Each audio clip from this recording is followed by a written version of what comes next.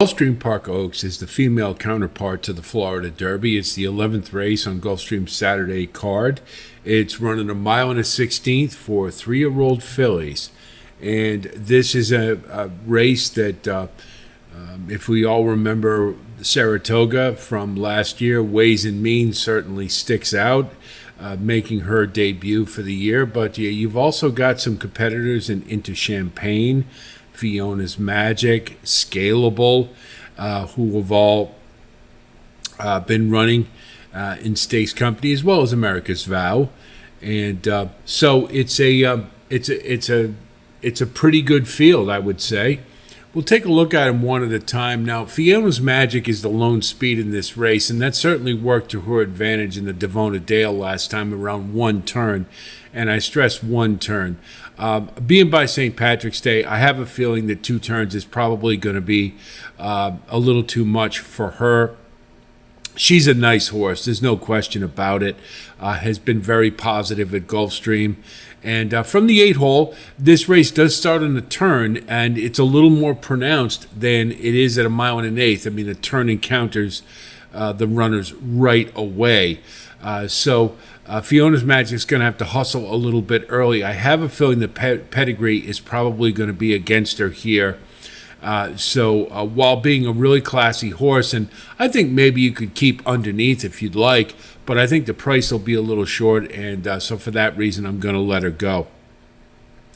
Power Squeeze is another one who's a pretty nice horse, but do note in the last race at Tampa that her class rating did drop from the prior effort, and she had the rails, saved all kinds of ground, and really benefited more that Life Talk just didn't show up in that race more than anything else. I think Power Squeeze has some quality, but I think there's others in here that are a little classier, and I expect to do better. So I think you can keep Power Squeeze underneath, and that would be the extent of it. Do Gooder, I just don't think is good enough. Really, that's what it comes down to more than anything else. So she's a toss. Gunsong is very interesting to me. Mark Hennig is a good, sneaky trainer, and this one's by Gunrunner, so 2 turns should be no problem. I thought the last race made the last couple races really has shown that this one has some quality, and I think getting around 2 turns is really going to be what this horse wants to do. And I think she's a prime use and likely a good value as well, given the fact that we have Ways and Means and into Champagne in this race. So Gunsong, I think, is a really strong use. Ways and Means we haven't seen in a while, and lost to Bright Work at Saratoga, and but this horse won the maiden, was just outstanding, and really finished a good second to Bright Work, who was a really nice horse around one turn. It says clipped heels in the notes, but if you go back and watch that race, I really don't see where that was that big of an impediment. I think maybe she was just coming down off a really striking maiden debut. Chad Brown is 27% first-time roots.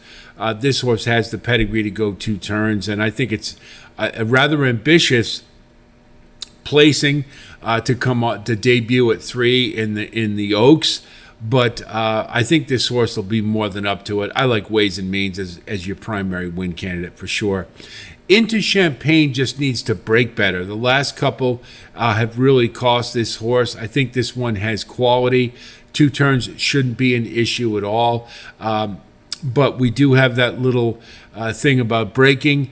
And it's when you see it with multiple starts, then you start to wonder if it's something she can overcome. She had every chance in the last race and just wasn't good enough.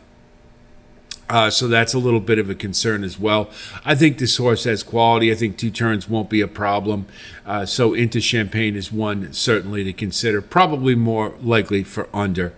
America's Vow, to me, was kind of a suck-up third in the Devona Dale. I don't see where this horse is ready to make a move forward to be a serious contender here, and I just don't like, so I'm going to pass. Neom City, I don't think is good enough. That's the bottom line. And being a late runner around 2 turns at Gulfstream in a speed favoring track, I think we'll be up against it. And I just don't like.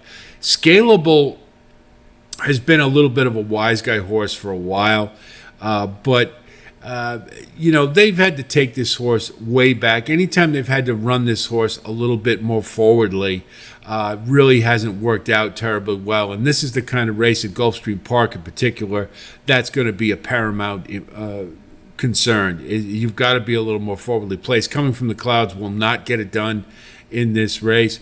So Scalable, I really don't like at all in this race, but I think being a late runner, you can include underneath. Not sure being by Speightstown 2 turns is exactly what this horse wants, but has some quality. It's not the greatest of field, so I think this horse can get underneath. So if we look at our wagering strategy, we're going to use Gunsong as the value play. And if Ways and Means doesn't come back as expected, then I think Gunsong makes a hell of a lot of sense here. So I think we'll get odds because Ways and Means and Into Champagne will likely be short. So we'll get some value there. We'll go across the board. We're going to box 4 and 6, Ways and Means with Gunsong, and then we'll key box 4 with Into Champagne and Gunsong. So I have a very good feeling we're going to double up there.